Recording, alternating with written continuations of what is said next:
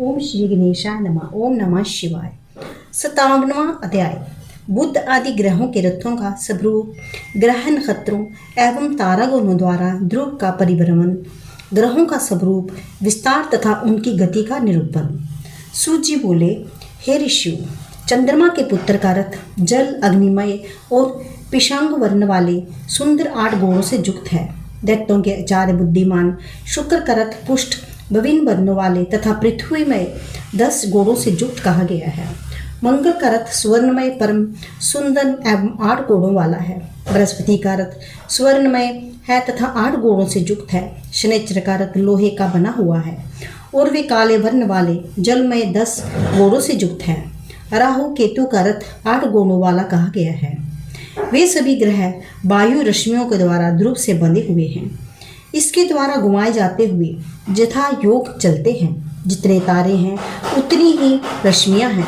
वे सब ध्रुव से बंधे हुए हैं और वे घूमते हुए उस ध्रुव को घुमाते हैं। बाद चक्कर से प्रेरित तारागण अंगार चक्कर के समान घूमते हैं। चूंकि इन ग्रहों नक्षत्रों का वहन वायु करता है, इसलिए प्रवाह कहा गया है। ग्रहों तथा तारागणों के साथ नक्षत्र तथा सूर्य सब के सब चक्र रूप में उन्मुख एवं अभिमुख होकर आकाश में स्थित हैं। ध्रुव के द्वारा नियंत्रित वे सब ध्रुव की प्रदक्षिणा करते हैं। वे दूरी रूप ईश्वर ध्रुव को देखने के लिए आकाश में भ्रमण करते हैं। सूर्य का व्यास 9000 योजन कहा गया है और इस प्रमाण के अनुसार उनके मंडल का विस्तार 3 गुना है। चंद्रमा का विस्तार सूर्य के विस्तार से दुगुना बताया गया है। इन दोनों बराबर होकर राहु नीचे से चलता है। मंडलाचक्र बनी हुई पृथ्वी छाया को लेकर राहु का तीसरा बड़ा स्थान है, जो अंधकारमय है। योजन के प्रमाण से शुक्र का व्यास तथा मंडल चंद्रमा के व्यास एवं मंडल का 16वां भाग कहा गया है। बृहस्पति को शुक्र से 1/4 कम कहा गया है। विस्तार के प्रमाण से मंगल तथा शनि बृहस्पति से 1/4 कम है, अर्थात मंगल एवं शनि विस्तार में बृहस्पति से 3/4 है। बुध विस्तार तथा मंडल में उन दोनों का 3/4 है। तारा नक्षत्र रूप जो पिंड हैं, वे विस्तार सब मंडल में बुध के तुल्य हैं। तत्ववेता को चंद्रमा से युक्त उन नक्षत्रों को शृक्ष नाम से जाना चाहिए। छोटे छोटे असंख्य तारे तथा नक्षत्र परस्पर 5, 4, 3 एवं 2 योजन की दूरी पर हैं। सबसे ऊपर अत्यंत छोटे तारा मंडल है, जो केवल 2 योजन विस्तार वाले हैं। उनसे छोटे तारे नहीं हैं। उनके ऊपर 3 ग्रह शनि, बृहस्पति तथा मंगल, जो दूर की यात्रा करने वाले हैं, उन मंद गति वाला जानना चाहिए। उनके नीचे 4 अन्य बड़े ग्रह नक्षत्र सूर्य, चंद्रमा, बुध तथा शुक्र हैं, जो तेजी से चलाने वाले हैं। तारागण उतने ही करोड़ हैं जितने सभी शृक्ष नक्षत्र हैं। नक्षत्र मार्ग में उनकी भी स्थिति ध्रुव के नियंत्रण से ही है। 7 गुणों वाले सूर्य को अनुक्रम से नीचे तथा ऊंचा होता रहता है। जब सूर्य उत्तरायण मार्ग में स्थित होते हैं और चंद्रमा पूर्ण मंडल में होते हैं, तब सूर्य अस्पष्ट किरणों के साथ उच्च तत्व के कारण शीघ्र दिखाई पड़ते हैं। जब सूर्य दक्षिणा मार्ग में स्थित होते हैं, तब वे नीचे वाली वीथियों में रहते हैं। पृथ्वी का रेखा द्वार ढका हुआ सूर्य उससे नीचे होता है।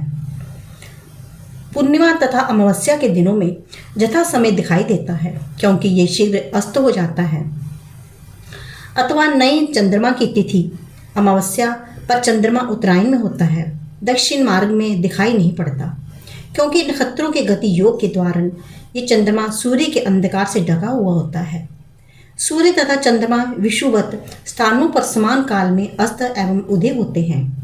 उत्तरायण में पूर्णिमा तथा अमावस्या तिथियों पर ज्योतिष चक्र का अनुसरण करने वाले इन दोनों के बिना किसी अंतर के उदय तथा अस्त होने वाला जानना चाहिए। जब सूर्य दक्षिणायन मार्ग में स्थित होकर चलता है, तब वे उनके सभी ग्रहों के नीचे से गुजरता है। उसी समय चंद्रमा अपने मंडल की विस्तृत करके उस सूर्य के ऊपर चलते हैं और संपूर्ण नक्षत्र मंडल चंद्रमा से ऊपर भ्रमण करता है। नक्षत्रों से ऊपर बुध, बुध से ऊपर शुक्र, शुक्र से ऊपर मंगल, मंगल से ऊपर बृहस्पति, उस बृहस्पति से ऊपर शनि और उसके ऊपर सप्तऋषि मंडल विद्वान है। 7 ऋषियों के ऊपर ध्रुव की स्थिति है। उस परम विष्णु लोक को जानकर मनुष्य पाप से मुक्त हो जाता है। 200,000 योजन दूरी पर ग्रह नक्षत्र तारों से ऊपर यथाक्रम सभी ग्रह और दिव्य तेज से युक्त चंद्रमा सूर्य दिन रात भ्रमण करते हुए सदा नक्षत्रों से जुड़े रहते हैं। वे ग्रह नक्षत्र तथा सूर्य कभी नीचे, कभी ऊंचे एवं कभी सीधे रेखाओं में स्थित रहते हैं। समागम तथा वेद दोनों स्थितियों में प्रजाओं का एक साथ देखते हैं। ऋतुएं 6 कही गई हैं। वे 5 प्रकार से आती हैं।